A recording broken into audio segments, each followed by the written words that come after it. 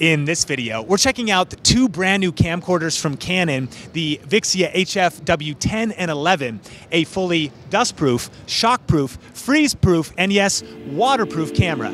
Coming up.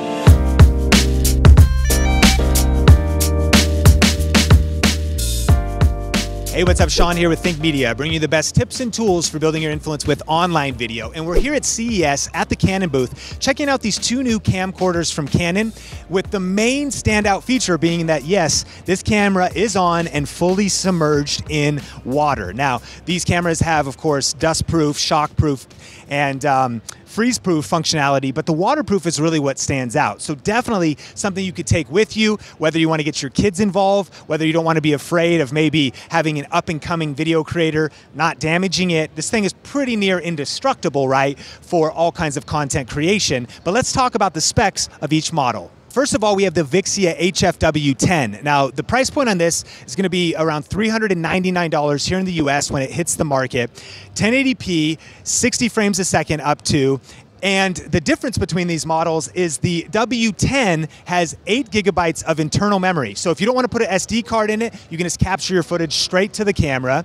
And the higher end model, the W11, comes in at $50 more. You've got 32 gigabytes of memory internally. You can add an SD card to either, which really gives you unlimited upside as far as how much footage you want to capture.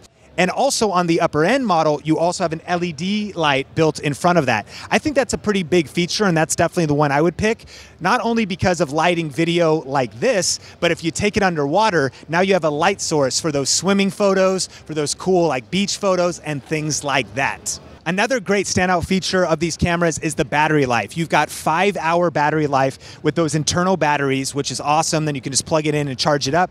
And then as far as your zoom range, the starting focal distance is around 40 millimeters. And then you have 40x optical zoom, not digital, which will take you to about 1620 millimeters, so a lot of quality zoom that you have on there. So as far as my final thoughts about these, I think they're at a great price point for hitting most of the market if you want to be creating content in a very safe kind of way, where you could take it anywhere for travel vloggers, for content creators, and especially for people with like kids or newer creators that don't want a high-end camera that you drop and then it breaks. The other nice thing about this camera is that it's going to be super user-friendly. You can go to selfie screen on there, very easy to use as far as all the functionality. Now, a couple things to note is that it does not have a mic input, and that makes a lot of sense because it's waterproof, and so they have to be cautious about what kind of inputs there are. The back panel is where you get access to the SD card, the USB port, and also your HDMI input and AV input.